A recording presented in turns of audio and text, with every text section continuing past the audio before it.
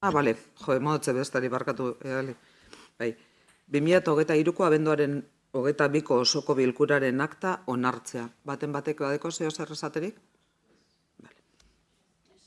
Bigarren puntua, Bizkaiko Foru Aldundiaren eta Amorebieta Etxanoko udalaren arteko lankidetza hitzarmena onartzea. Udal hondakinak tratatzeko zerbitzua emateko. Ester, mesez. Bai, hitzarmen hau lurralde batzordean aurkeztu zen, eta bertan hau batez onartu zen. Apur bat azaltzearren, udal hondakina tratatzeko zerbitzu emoteko Bizkaiko Foru Aldundiarekin sinatzen den hitzarmen batan, aurretek ere izan dugu, baina aurrekoaren epea amaitzen doanez, berri bat sinatuko da hurrengo 4 urtetarako.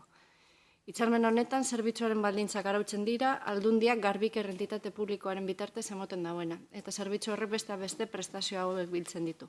Masan bildutako hondakina tratatzea, tamaina handiko hondakinak, etxeko hondakinaren eta udalak egindako inausketen frakzio organikoa tratatzea, ontziak, eta etxeko frakzio bere erabilgarri txikiak tratatzea. Eskatuko du. Baten bateko adeko zeoz, bai. Galdera batzuk. Presioa nok ipitzen du, horrek diputazioak beti. Da gero beste gozo bat. Ikusi doaz tonelajes de tratamiento, baina materia organikoa zer egiten du gero diputazioak. Eta beste galdera bat, masan bidaltzen diranak, organa masa ipintzen duzuna, hortik materia organika zenbatua. Eta gero, badekogu datorik de mejores prácticas, gurako beste herri batzuk zenbat batzen deurien. Galdera tira, gaur erantzuna loa duzu sustantzien beste baten. Nik dakidana esango dut. Prezioak hitzarmena ipinten du, bai diputazioak ipinten dauz, prezio publiko moduen dekretu bidez. Eta izaten da, toneladako, gero guk zenbat batzen dana arabera, pisatzen da, eta gero hilean ordaintzen da kopuru hori. Eta gero hondakin horrek nora edo zer joaten dizen, hitzarmenan ipinten du, azkenean instalazio ezberdina daukazela aldundiak, batzuk direz transferentziak edo puntu batzuk guk eroan behar duguzenak, beste batzuk eurik batzen dabez eta tratatu, baina, nik dakidan ez guz gara sartzen zer egiten den hondakin horretan, eta ni bentsot ez daukat beste referentziarik. Bai, 20.000 biztanle baino gitzi hau dikizan herriak, aldundiak obligazio dodeko zerbitzu hau behintzat eskaintzeko. Osea, bai, udalei laguntzeko, udal bakoitzak ezin dagoelako bakarrik eroan. Ez da egitan hartzeu zerbio dakizun edo.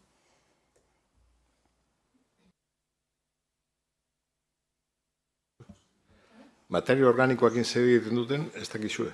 Nik ez dakit, badakit hemen zerrendan ipinten dauze instalazio dauzen. Adibidez, ez dakit, Bilbok badakit Zabalgarbira eroaten dauzena, eta erre eta bertako energia gazbe bai, sortzen da elektrizitatea, eta hori, gureak konkretuki, ez dakit nora joaten diesen. Gure bozu eta torren batzordean, aztertuko dugu, zehazki, bale? Eskerrik asko. Eta aldundiak berak argitaratzen dau txosten bat hondakinei lotut, eta ze batzen dan eta zerrez, eta hori be horrengoko batzordean aurkeztuko da, eta jazta. Horrengokoan, txostena dekogunean. Bai. Gupe gure baduzu dekogune da, hori aitziberrek prestatzen dagoen, azkenen gurtietan mota bakoitzetako zen bat tonela batu direzen jakiteko azkenen herri moduen zelan gabizen. Hori interesgarri izan lehen da. Besterik? Urrengo puntura... Parkatu bainoa, boskatu behar. Ai, parkatu. Baiezko botoak.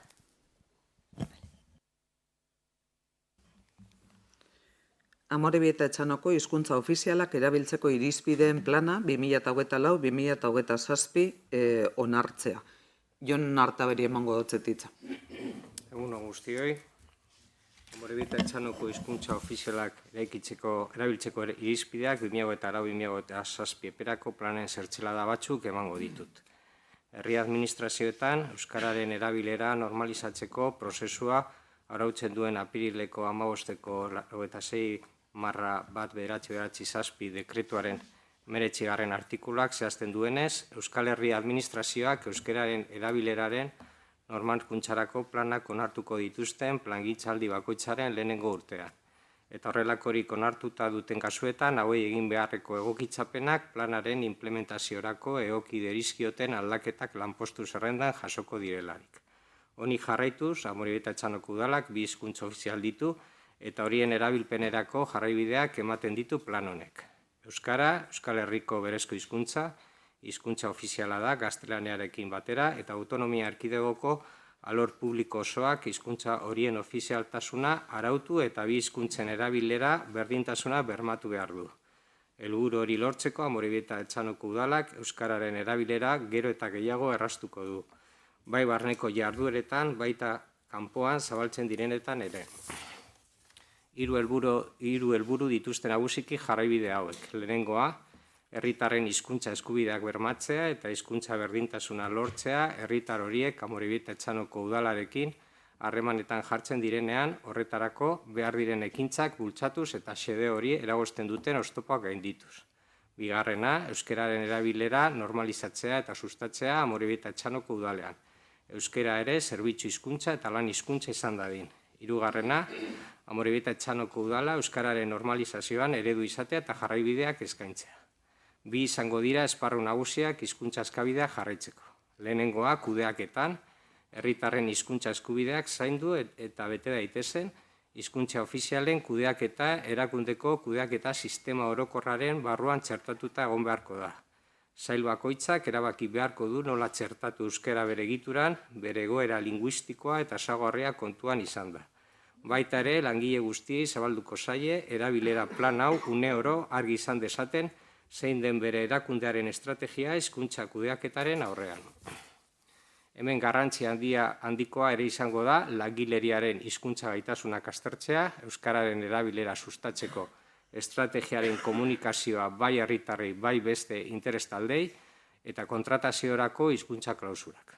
Bigarren esparrua euskararen erabilera izango da udaletxearen eguneroko zenbait arloetan. Hemen garrantzia izango dute, irudiak erabiltzerakoan jarraitzen diren hizkuntza irizpideak, errotulazioa, herriko toponimia, argitalpenak, publizitatea, jendaurreko ekitaldiak, webgune eta sare sozialak, herritarrekiko harremanak, langileen lan hizkuntza eta prestakuntza, baliabide informatikoak eta kanpo harremanak. Horiek horrela, gaur hemen bozkatuko dugun euskararen erabilera normalizatzeko plan estrategikoa eta horrekin batera doazen hizkuntza ofizialak erabiltzeko irizpideak 4 urterako plangintzaldi baten baitan kokatzen dira. Plan honetan zehazten diren helburuak aurrera eramateko udal hau osatzen dugun guztion konpromisoa ezinbestekoa izango da. Ezinbestekoa ere izango da plan honek eskatzen duen hizkuntzaren kudeaketa lortzeko erakundearen kudeaketa orokorrean txertatzea. Plan honetan zehazten diren helburuak aurrera eramateko, lidergoan oinarritutako sistema bat diseinatu da eta arduradunon konpromisoa ezinbestekoa izango da euskararen erabileran benetan eragiteko. Eskerrik asko. Eskerrik asko, Jon. Itxaso? Guk hemen Bildutik bakarrik esan, plan hau oso ondo diseinatuta dagoela, edo behintzat guk ikusi dugu oso ondo landuta dagoela. Egia da, badituela gauza batzuk egin beharrekoak eta guzti hori betetzen baditugu eta lortzen badugu guzti betetzea, aurrera pausu handia izango dela euskararen normalizazio horretarako. Eta eskerrak emon lan honetan ibili direnei. Asko itxaso. Eta eskerrik asko teknikariei besterik bedeko zue? Urrengo puntora joko dugu. Bai, bozkatu parkatu aizbea. Ez baiezko botoak.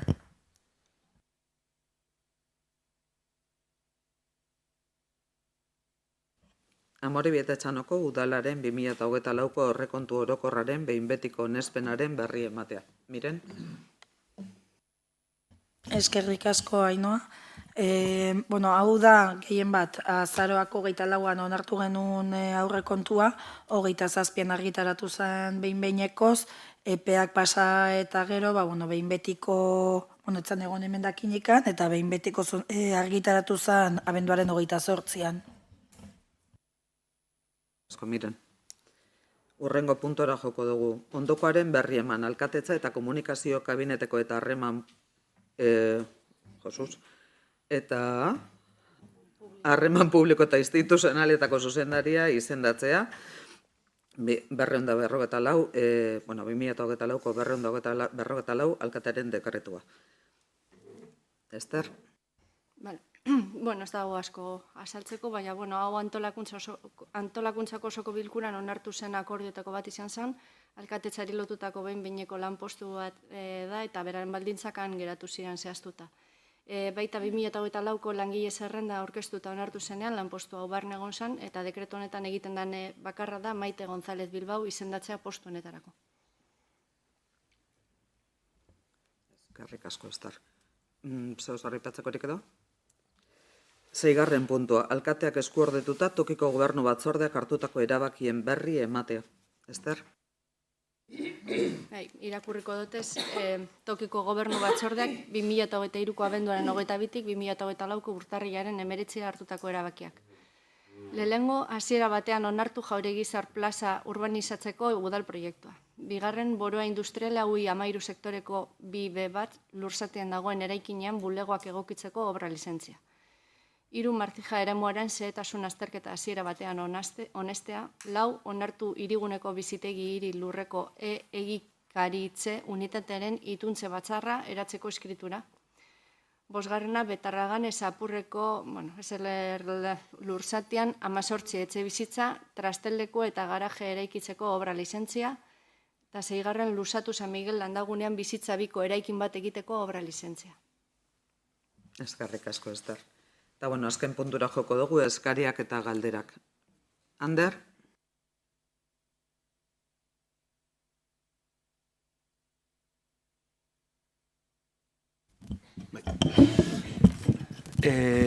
Egun guzti hori.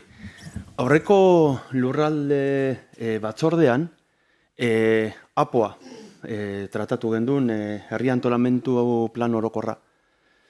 Eta, klaro, bapateko gai izan zen, ez genekien hori tratatuko zanik, eta orduen ez gendun gero hori aztertzen etorriak usan galderak egiteko aukerarik izan lurraldeko batzordean, eta, aprotxatu nahi dugu udal batzau galdera horiek egiteko. Asuntua da, orain dela urte bat, 3 kontratu sinatu zirela APOa aurrera eramateko 3 enpresa edo pertsona desberdinekin. Guk horri alegazio bat jarrien gendun, esanez, kontratu horiek lizitazioa tala behar zirela, baina 15.000 euro baino gitxiago esanez, aukera zegoela, kontratu horiek udaletxeak eskumena zeukala, kontratu horiek aurrera edo egiteko edo eta aurrera eramateko. Eta gure galdera da, pasatu da urte bat, badakigu, eta idarrek alan azaldu dozkun,